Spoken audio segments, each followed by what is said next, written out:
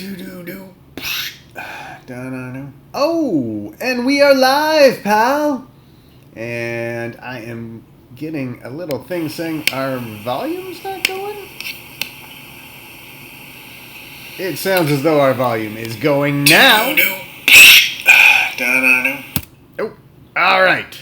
So, the big news this week, I don't think anybody can argue that this is a big deal. You might argue that this isn't a good move, but you can't argue that it's not a big deal that WWE has named Paul Heyman as the executive director of Monday Night Raw and Eric Bischoff as the executive director of SmackDown. Now, if you were a wrestling fan 20 years ago during the last World Wrestling War, so the Monday Night War era, you might note that Vince McMahon is bringing in the men who headed up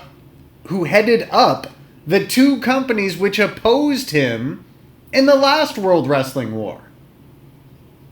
Eric Bischoff took WCW, and he was inheriting a WCW that had just gone through Jim Herd. And if you think current modern day WWE is not good, you need to go and watch early 90s WCW. I would argue that period in WCW is just as bad as sort of the era where WCW really collapsed. And WCW really collapsed kind of when Vince Russo had gotten there. I think they were falling near the end of Eric Bischoff's tenure. Atop his first tenure, they brought him back eventually, but I don't think WCW had done anything that wasn't salvageable up until Vince Russo got there. That's not to say they did a bunch of good things, but it wasn't so bad that hardened wrestling fans were like, I gotta wash my hands of this. That didn't happen until Vince Russo came in. I mean, it did kind of, because you had a lot of sort of not good things that had happened before that. There was the Kiss Demon. There was the Kevin Nash laying down for Hollywood Hogan and the finger poke of doom. So this isn't to say that there weren't really bad things that had happened in WCW before Eric Bischoff was kind of told to go home to sit out the rest of his contract and Vince Russo was brought in. I'm just saying, there's a world of difference in terms of how bad WCW got with Vince Russo in comparison to what it was with Eric Bischoff. But Eric Bischoff also came into TNA from, I believe it was 2010 to 2012. And few people can say that went well. There was the Aces and Eights angle. There was Hollywood Hogan coming in. And I think everybody looks at that period in TNA history as, well, they were really trying to be WWE light. More so then than in any other period in their history. Now, what is Eric Bischoff going to do for SmackDown? And what is the reason why Bischoff was given SmackDown and Paul Heyman was given Raw? One theory to this is that the SmackDown role is also going to be dealing with executives from Fox. Paul Heyman is maybe not the guy you want in that scenario. ECW fans might remember when Paul Heyman had gotten the deal to put ECW on TNN. And he didn't like how TNN, so it was the Nashville network back then. This would later become Spike. I think it's still Spike. I don't really know. And Heyman and TNA did not get along. And in fact, Heyman crapped all over TNN on their programming. They even brought in a stable which was called The Network, and it was led by Cyrus and Steve Corino and Rhino. And eventually ECW was off that network, and TNN brought in WWE, and at that point ECW was pretty much screwed. And ECW ultimately would go out of business in 2001, and Paul Heyman would go on to become a color commentator for WWE. And then in 2002, during the initial brand split era, Paul Heyman was named as the head writer of SmackDown. He was only there for about 8 months. However, if you go back on the WWE network, that's a fairly good 8 months of wrestling, is the time when Paul Heyman is running SmackDown. So it's at some point in 2002, right after the initial brand split. And you can definitely tell there is a unique feel to SmackDown during that time. Unfortunately, Heyman and Stephanie McMahon ended up butting heads. And this is 17 years ago. Of course, so Heyman at the time... Hold on. Paul Heyman's like 53 or 54 or something. And this is 17 years ago. So Heyman's in his late 30s when this is going on. So he's kind of a young... Like, you're still young in your late 30s. You're still, got a lot of piss and vinegar in you. He's now a 54-year-old man with 2 kids. He's got other... What do I want to call it? He's got other priorities in life. He maybe isn't going to die on a hill the same way he would have died on a hill back in 2002. And Jim Ross spoke about Paul Heyman on a podcast of his. I don't know when this was, maybe a few months ago or something. And he talked about Paul Heyman during this period when he was running SmackDown for WWE. And what was happening then is very much, or sounds at least, very much like what Vince McMahon wants to do right now. So in 2002,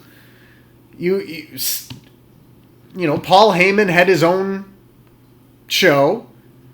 Was it Brian Gerwitz or some other people were running Raw, but Heyman had SmackDown, but Heyman butted heads with Stephanie McMahon, who was head of creative at that time. They butted heads so much that it was finally decided they didn't fire Heyman, but he couldn't be in that role anymore. And they sent him to OVW. And it was in OVW where he helped build stars like CM Punk.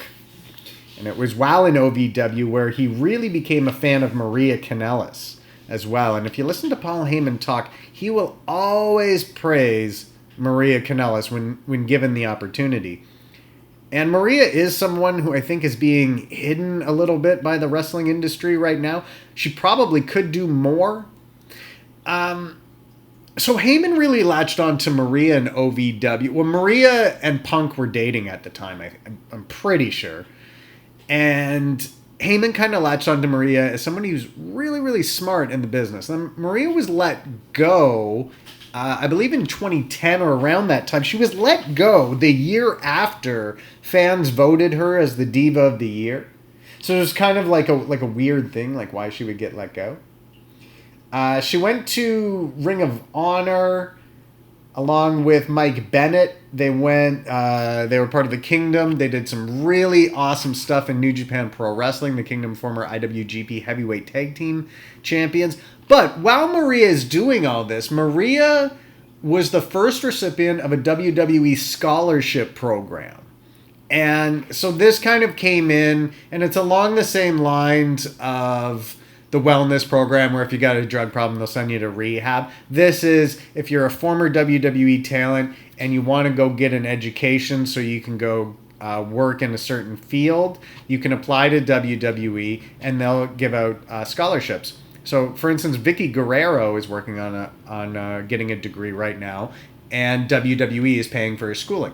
So WWE did this for Maria back in like 2013-ish or 2012 or something. She goes to university for sports event and entertainment management. So she's basically going to school for a degree related to it's as close of a degree in professional wrestling as you possibly could. So she goes and spends 4 years getting this degree, while at the same time she's with Mike Bennett, or aka Mike Kanellis, and Matt Taven, who are the Kingdom. They're doing cool stuff in Ring of Honor. They're doing cool stuff in New Japan. A couple of years ago, then Bennett was a free agent, and they opted to sign with TNA, which I think a lot of people were a little like, why are you going to TNA? It didn't last long there, but they got picked up by WWE and brought in. They eventually went to SmackDown, where they were kind of ill-received in their new roles. But Maria is somebody that Paul Heyman has always been given the opportunity. Actually, I'm just going to Google, and this will be up on your screen. Paul Heyman, Maria Kanellis, and then just do Twitter. And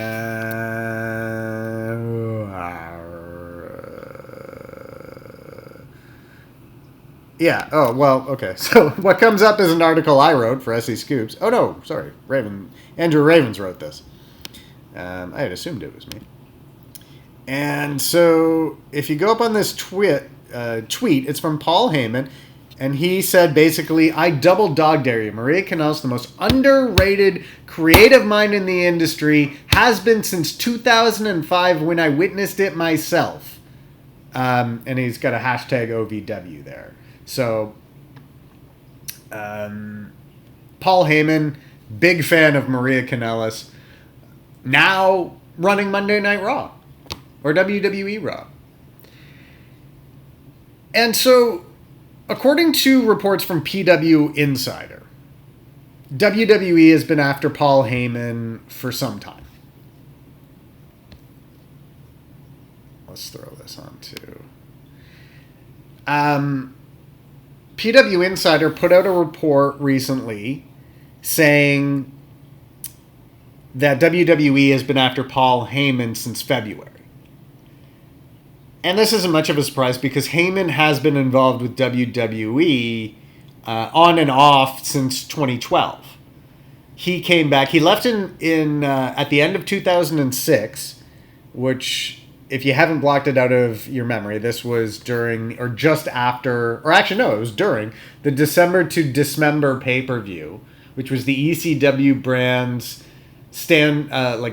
solo pay-per-view just by themselves after their relaunch in 2006. ECW fans crapped all over WWE's version of ECW.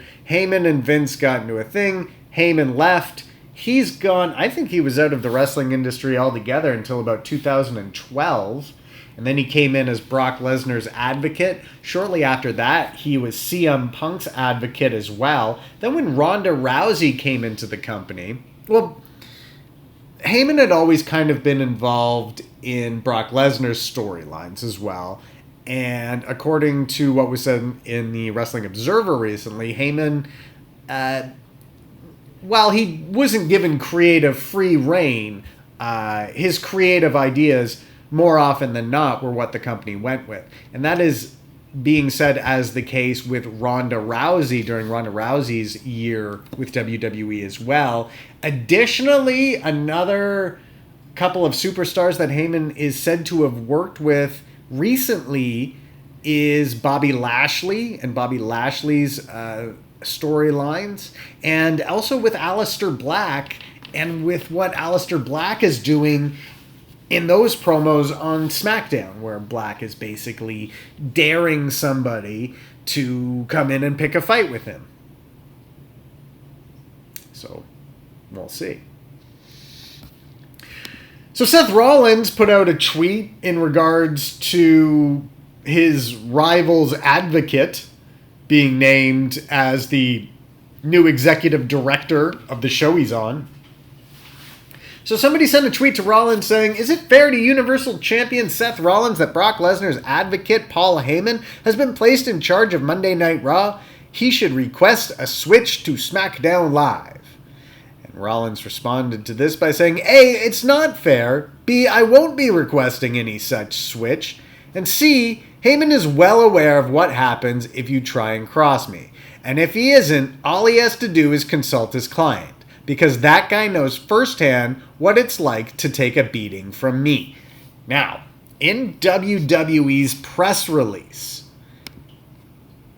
announcing that Paul Heyman and Eric Bischoff will be coming in, they specifically mentioned that they are not necessarily coming in as on-air talent.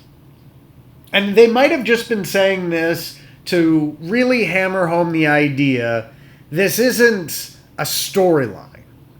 This is actually what's happening. We actually are giving Monday Night Raw to Paul Heyman to run, and we're giving SmackDown to Eric Bischoff to run. But already WWE has advertised or has used both Paul Heyman and Eric Bischoff in advertisements for upcoming events. So the American Airlines Center in Dallas, which is where Raw is going to be on Monday, it's also where... Wait, no, it's not going to be there. It's going... Okay, well, American Airlines Arena. Yeah, okay, so Raw's going to be there on Monday, I think. It's either Monday or... Is it live events? It's either Monday or... It's either this coming Monday or the next Monday. And the Arena, American Airlines Center in Dallas, issued an email alert that contains the line, "See what Paul Heyman has in store for Monday Night Raw." So already emails are going out. Oh, this is what happens, by the way, if you type in a page that doesn't exist on WWE's website. You go to, and it's been like this for a few years, you go to parts unknown. It says, "Looks like you've taken a wrong turn. You're in parts unknown." And then it's got the Berserker, the Ultimate Warrior, Papa Shango, Demolition. So anyway. So they're advertising Paul Heyman as being involved in an upcoming Raw. But they're also using Eric Bischoff's likeness to promote an upcoming SmackDown. And there was something about this as well. So it was just on like a promotion. They say, what does Eric Bischoff have in store for SmackDown? So obviously these two hires are coming in response to a growing amount of criticism regarding WWE's creative, declining ratings, and perhaps most notably, in fact, very probably most notably, for the first time in 2 decades, there is another wrestling company that has big pockets, has a big budget, and is selling thousands and thousands of tickets in the United States. Not just a few thousand like New Japan can get, but tens of thousands. They got 12,000 for Double or Nothing. They... All Out isn't going to be that much, but they sold out the Sears Center again. But the demand for tickets for AEW, the demand, the buzz around AEW has clearly got WWE to do things that they would not do otherwise. So, if you lived through World Wrestling War I, you probably know that the early 90s were complete shit for wrestling. You had WCW, which we mentioned at the start of this stream, was terrible. They had Jim Herd they had hired. And if you listen to anybody talk about Jim Herd's time heading WCW, there has never been a bigger example of someone from outside wrestling running a wrestling company and just not getting it. So he was responsible for, like, he turned Kevin Nash into Oz. He wanted to turn Ric Flair into a type of gladiator gimmick. And while this was going on, WWE was in their post-Hulk Hogan era.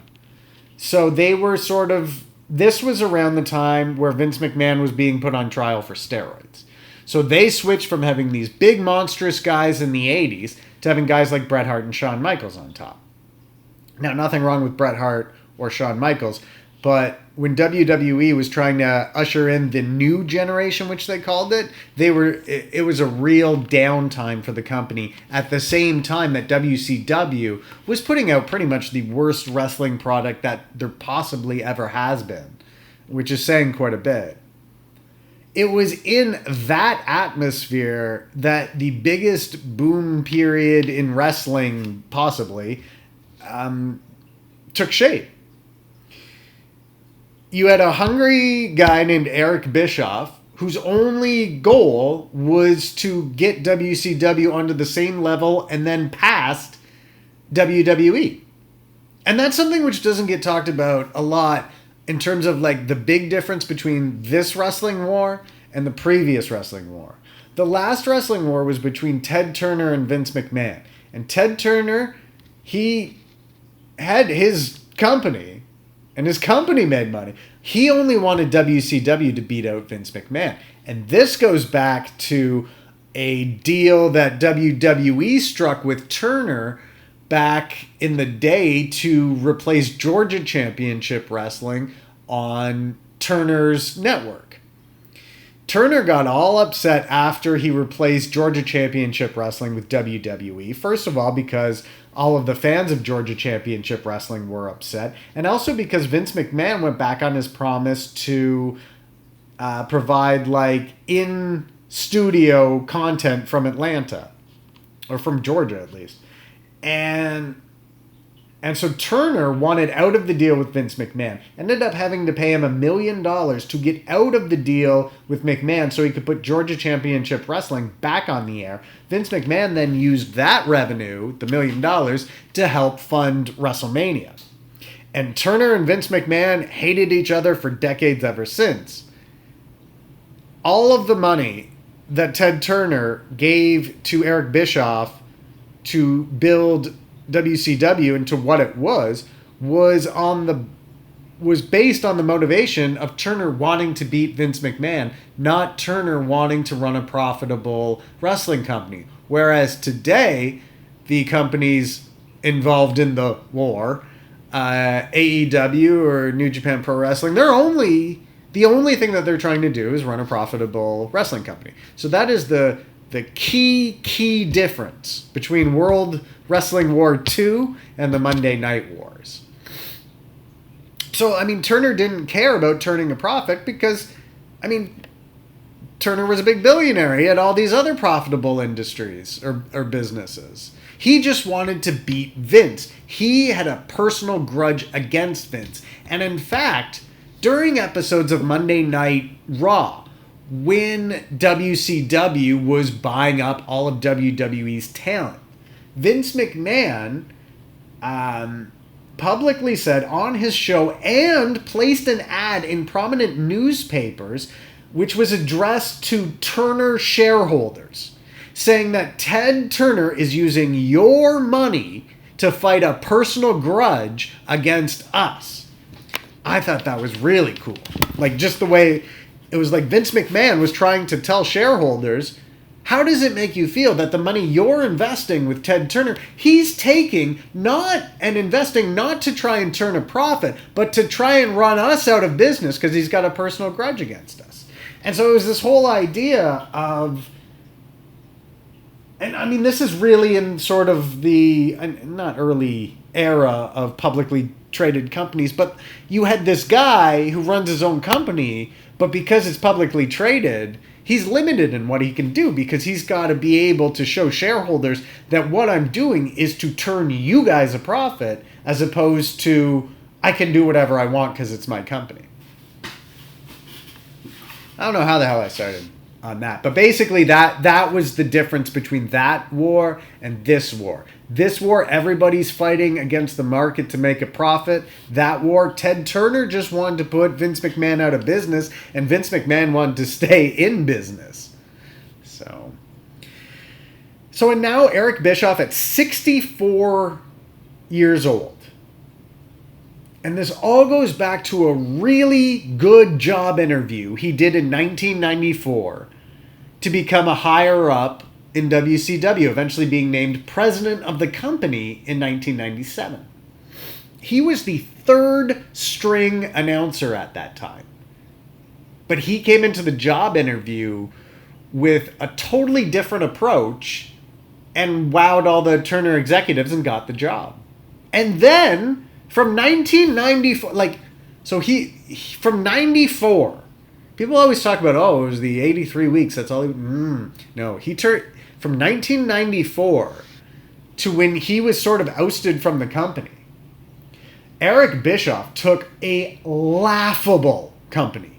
Laughable. Way more laughable than WWE is now. And people are going to scoff at that. Go back and watch Jim Herd WCW and tell me it's not the worst wrestling product of all time. Jim Herd's WCW is the worst wrestling product of all time. Eric Bischoff took that and turned it into the number one wrestling company in the world. So no matter what you say about Eric Bischoff, no matter what you have to say about about how terrible that run in TNA was, or how terrible WCW was at the end, from 94 to 98-ish, he took chicken blank, I don't think I can swear, and turned it into chicken salad. WCW Nitro, when it first came out, was revolutionary. That was revolutionary television. And WWE would go on to look far more like Nitro throughout the last 20 years than they have looked to the original episodes of Monday Night Raw that they were putting out before Nitro went head-to-head with them. If we went back to the Raws that didn't go head-to-head with Nitro, those were so terrible. I mean, they were better than WWF Superstars. But they weren't what they are now in terms of storylines being progressed on every show. Big matches happening on every show. That wasn't happening when Nitro came out. Nitro came out and they had world title, not just world title matches, but world title changes happening live on air. And that was very revolutionary. That changed the whole industry. Nothing has changed wrestling in North America as much as WCW Nitro changed wrestling. And that includes ECW too. However, Bischoff hasn't really had success in this area in over 20 years. He was given the reins to do this again. And this was by TNA.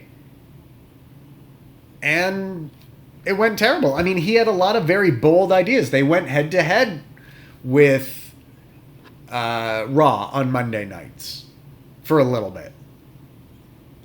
They went head-to-head with Raw on one Monday night. But then they didn't on subsequent nights. And so it was kind of hard to figure out where Impact was.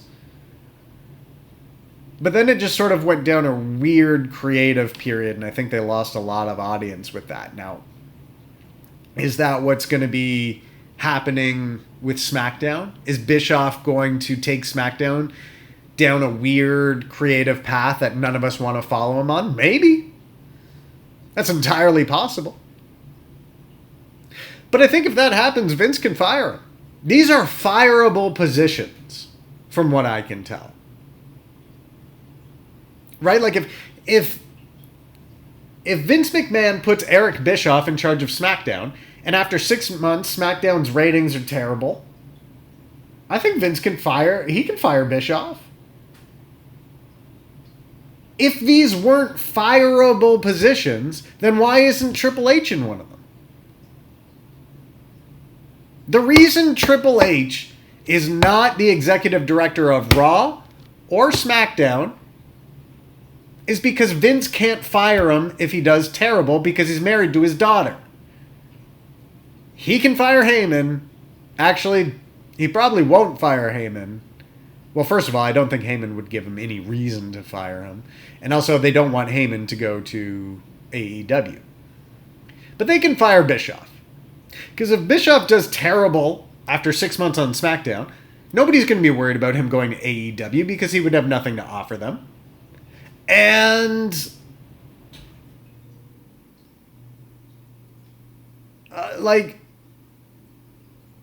then there's a scapegoat. Then Vince has a scapegoat to go, sorry, Fox, we thought SmackDown would be better. But we put Bischoff in charge and he did a terrible job, and so now he's gone.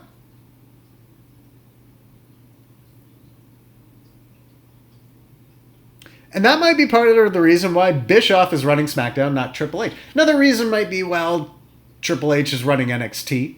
There's been talks about getting NXT on FS1. Triple H could easily be running a show on a major television network even without running Raw or SmackDown. So that's possible too. But if you ask me, I think it's because Vince McMahon knows he can fire Eric Bischoff. He can fire Paul Heyman. He can't fire his daughter's husband. All right.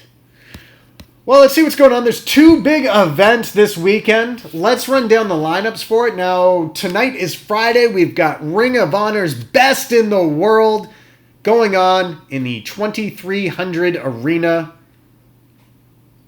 Never mind. The pay-per-view is in Baltimore, Maryland in the UMBC Event Center. And then the following night, they're going to Philadelphia for a set of TV tapings. So let's run down the lineup for Best in the World. Big Ring of Honor pay-per-view. All right, so at the top of the card, we got Matt Taven defending the ROH World Championship against Jeff Cobb.